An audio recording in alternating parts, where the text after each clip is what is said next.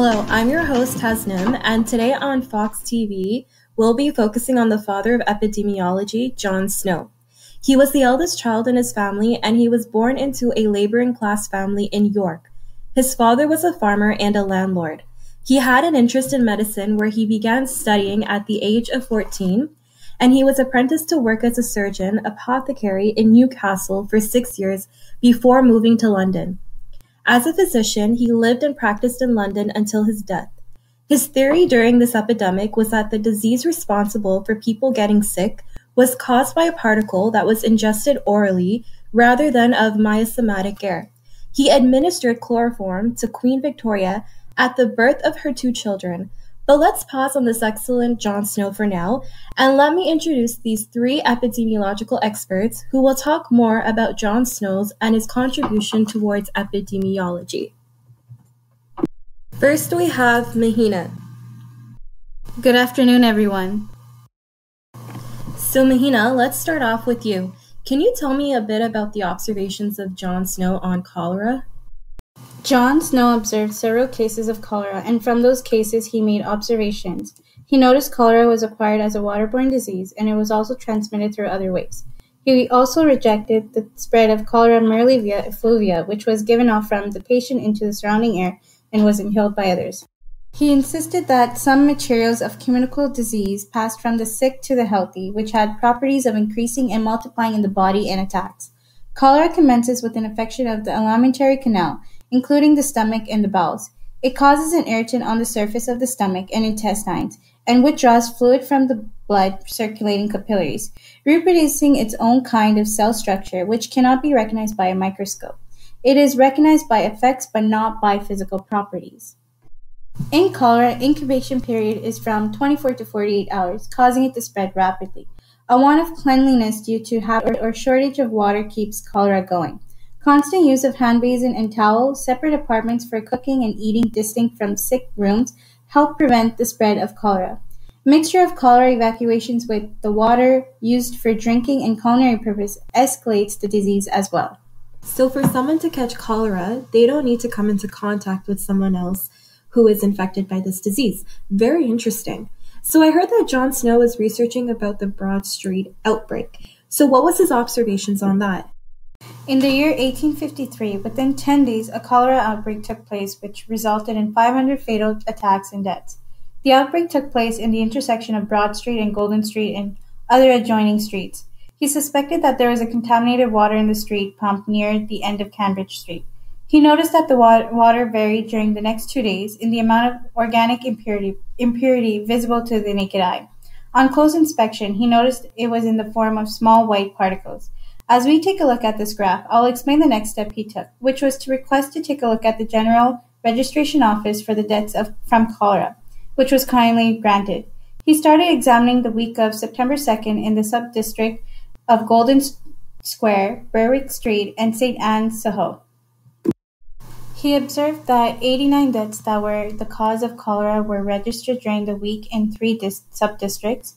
As previously mentioned, all deaths occurred in short distance of the street pump. A small number of people who weren't affected from drinking water was affected through the spread of this disease by public houses, coffee shops, and dining rooms. So just to recap, that there were specific areas where these individuals lived who were affected with cholera in 1853. The intersections were Broad Street and Golden Square. About 89 deaths were reported within a week's time frame due to this disease. Exactly. Thank you, Mihina, for sharing this with our viewers. Now we will move on to Herthana, who would be talking about John Snow's second epidemic observation. Good afternoon, viewers. Thank you for having me here. So the second cholera epidemic took place from 1853 to 1854. John Snow had observed a rare natural opportunity to conduct an experiment to help support the germ theory. At the time, germ theory was not widely accepted, so this was quite an undertaking. In the prior 1849 outbreak in Soho, London, there were 2 major water companies, the Lambeth Waterworks Company and the Southward Boxwell Water Company. They supplied residents with water from the same reservoir of contaminated water known as a London intake, resulting in a lot of deaths. During the second occurrence, the Lambeth Waterworks Company changed their water supply to the seething wells intake, which held uncontaminated water. Dr. Snow observed a substantial decline in deaths due to cholera for consumers of Lambeth Waterworks Southward water.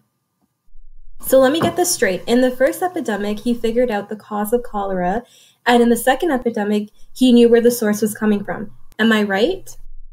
Yep, you got it. You're on the right track. So in this case, what were some of the epidemiology issues?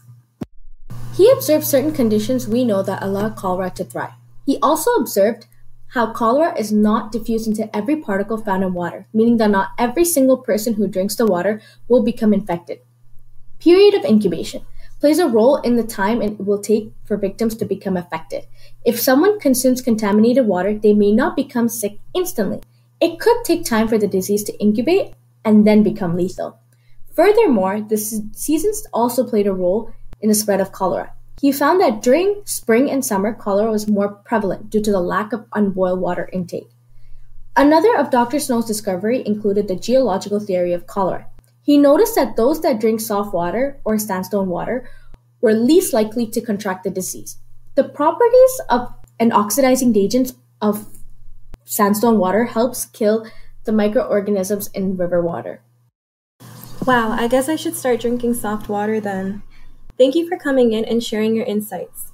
So John Snow passed away in 1858 due to a stroke, but many other scientists and epidemiologists picked up where he left off in his findings. I will now introduce Vithusa, who would be talking about the germ theory. Hello everyone, I'm going to jump right in. Louis Pasteur, Robert Koch, led the world in discovery of microbes, vaccines, and advanced scientific and biomedical knowledge about communicable diseases.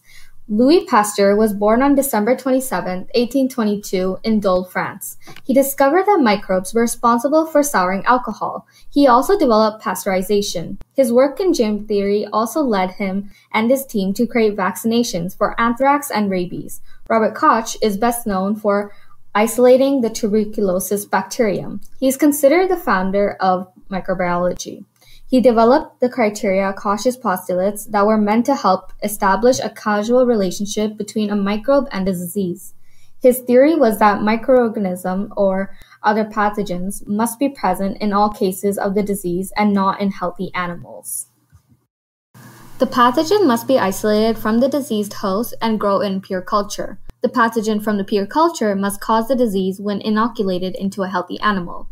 The pathogen must be re-isolated from the new host and shown to be the same as originally inoculated pathogen.